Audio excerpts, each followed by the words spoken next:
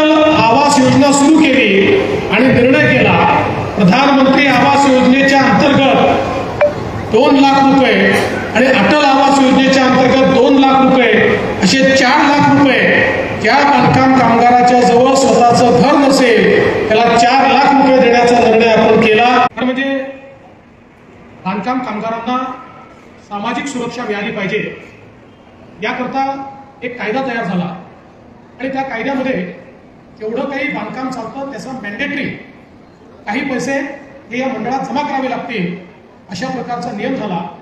पण हा नियम जरी असला तरी देखील त्याचं पालनही योग्य प्रकारे होत नव्हतं आणि बांधकाम कामगारांना त्याचे फायदे मिळत नव्हते। जेमतेम 3-4 लाख बांधकाम कामगार नोंदीत होते।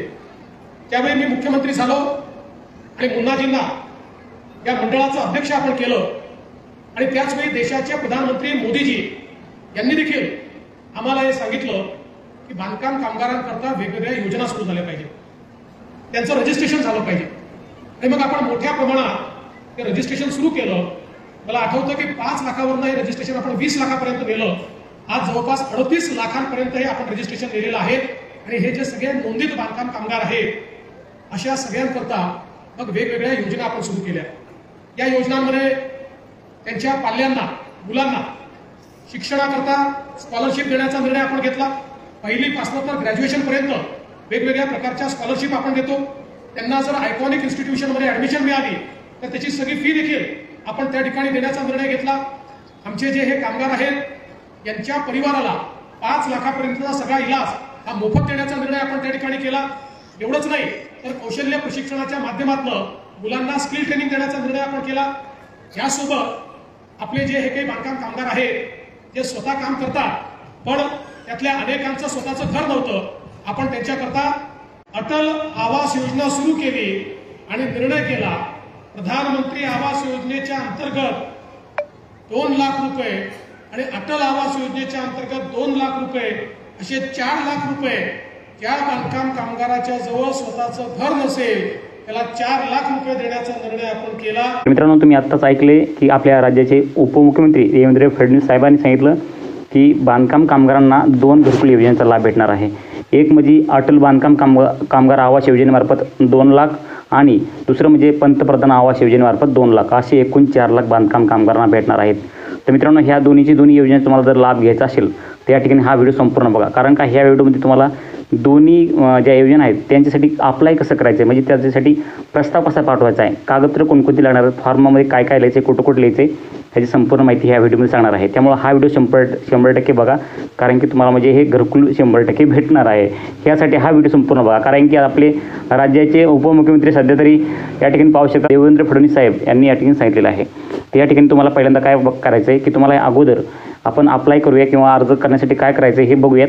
पण त्या अगोदर जे आहे ते तुम्ही ह्या बांधकाम कामगाराच्या पात्रतेमध्ये बसतात का हे बघूयात, म्हणजे त्याचे अटी नियम काय आहेत ते बघूयात। तुम्हाला पहिल्यांदा अटी नियम वाचून दाखवतो आणि नंतर जे आहे ते आपण त्यासाठी फॉर्म कसा भरायचा आहे हेच तुम्हाला सांगतो। तर अगोदर पहा, या ठिकाणी आपल्याला चॅनलला तुम्ही जर सबस्क्राईब केलं असेल तर चॅनलला सबस्क्राईब करून ठेवा, मग जिथून पुढं तुम्हाला घरकुलाचा लाभ कसा घ्यायचा आहे संपूर्ण स्टेप बाय स्टेप माहिती सांगत चालणार आहे। रोजची रोज व्हिडिओ येणार आहे, त्यामुळे चॅनलला सबस्क्राईब करून ठेवा, म्हणजे तुम्हाला सर्वात अगोदर आपले व्हिडिओ पाहायला मिळतील आणि तुम्हाला जे आहे ते घरकुलाचा लाभ लवकरात लवकर भेटणार आहे। त्यामुळे तुम्ही चॅनलला सबस्क्राईब करून ठेवा आणि आपल्या व्हिडिओच्या खाली डिस्क्रिप्शनमध्ये लिंक दिली आहे टेलिग्राम चॅनलची, तर टेलिग्राम चॅनलला सुद्धा फॉलो करून ठेवा, म्हणजे आपल्याला तिथं तुम्हाला रोजची रोज जे फॉर्म असतात नवीन फॉर्म भेटतात ते फॉर्म त्या ठिकाणी आम्ही टाकत असतो। तर चला मित्रांनो, उशीर न करता डायरेक्ट व्हिडिओला सुरू करूयात। तर या ठिकाणी पहा मित्रांनो, अटल बांधकाम कामगार आवास योजनेचा लाभ घेऊन या ठिकाणी घरकुल बांधण्यासाठी अनुदान मिळवण्यासाठी अर्जदार हा महाराष्ट्र इमारत व इतर बांधकाम कामगार कल्याणकारी मंडळाचा नोंदणीकृत सक्रिय सदस्य असावा।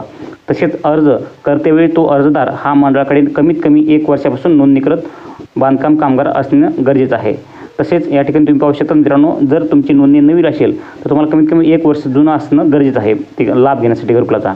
आता पहा, अर्जदाराचे किंवा त्यांच्या पत्नीचे किंवा पतीचे महाराष्ट्र राज्यात इतर कुठेही घर नसायला पाहिजे।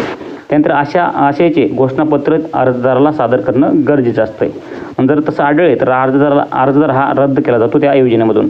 त्यानंतर या ठिकाणी पहा, नोंदणीकृत बांधकाम कामगारास पक्के घर बांधण्यासाठी त्यांच्या किंवा त्यांच्या पती किंवा पत्नीच्या नावाची जमीन असणं गरजेचं आहे किंवा त्या जमिनीवर जर कच्चे घर असेल तर त्या ठिकाणी तो पक्कं घर बांधू शकतो. त्यानंतर पहा, अशा नोंदणीकृत बांधकाम कामगारांनी इतर कुठल्याही घरकुल योजनेचा लाभ घेतलेला नसावा. तसे स्वयंघोषित प्रमाणपत्र जे असतं ते स्वयंघोषणपत्र या ठिकाणी देणं गरजेचं असतं. या ठिकाणी पहा, एकदा या योजनेचा लाभ घेतल्यानंतर अर्जदार पुन्हा या योजनेचा लाभ घेऊ शकणार नाही आहे. तर मित्रांनो, आपण हे पाहिले अटी नियम. तर यासाठी कागदपत्र थोडक्यात आपण बघूयात की या ठिकाणी कागदपत्र कोणकोणते लागतात.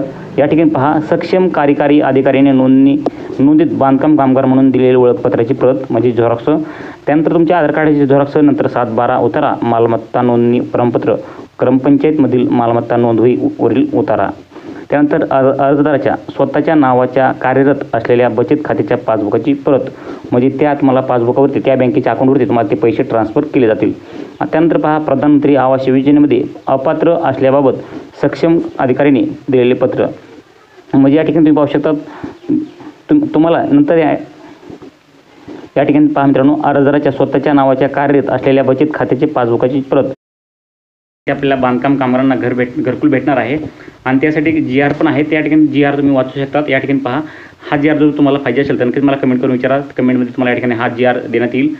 या ठिकाणी पहा, गृहनिर्माण विभागामार्फत महाराष्ट्र इमारत व इतर बांधकाम कामगार कल्याणकारी मंडळातील नोंदित सक्रिय बांधकाम कामगारांसाठी राबविण्यात येणाऱ्या शहरी भागातील महाराष्ट्र बांधकाम कामगार आवास योजनेतील पात्रता निश्चित करण्याबाबतचा हा GR आहे. या ठिकाणी पहा, देशातील प्रत्येक कुटुंबाला हक्काचे घर उपलब्ध करून देण्याचे अनुषंगाने केंद्र सरकारने जून 2015 मध्ये सर्वांसाठी घरे या संकल्पनेवर आधारित मार्गदर्शन सूचना निर्गमित करण्यात आले आहेत. तर त्याच अनुसरून गृहनिर्माण विभागामार्फत दिनांक 9 डिसेंबर 2015च्या शासन निर्णयामुळे राज्यात प्रधानमंत्री आवास योजना कार्यान्वित करण्यात आली आहे. तर सदर योजनेची व्याप्ती वाढून त्यात राज्यातील इमारत व इतर बांधकाम क्षेत्रातील बांधकाम कामगारांचा समावेश करून दिनांक 03 फेब्रुवारी 2018च्या शासन निर्णयामुळे शहरी भागांसाठी महाराष्ट्र बांधकाम कामगार आवास योजना जाहीर करण्यात आली आहे. तर त्यात लाभार्थी म्हणून पात्र होण्यासाठी खालील अटी व शर्ती निश्चित करण्यात आलेल्या आहेत.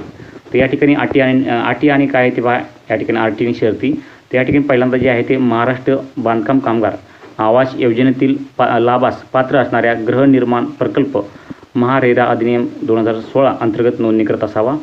त्यानंतर लाभार्थी कामगार हा महाराष्ट्र इमारत व इतर बांधकाम कामगार कल्याणकारी मंडळाकडे नोंदणीकृत व या योजनेअंतर्गत पात्र असायला हवा.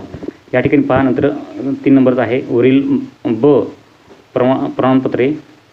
या ठिकाणी वरील प्रमाणपत्रे पात्र कामगार अट व क्रमांक प्रमाणे नोंदणीकृत कोणत्याही प्रकल्पातील घरकुल योजनेत सहभागी झाल्यास महाराष्ट्र इमारत व इतर बांधकाम कामगार आवास योजनेअंतर्गत महाराष्ट्र इमारत व इतर बांधकाम कामगार कल्याणकारी मंडळाकडून प्रति लाभार्थी 2 लाख इतके अनुदान पात्र राहील.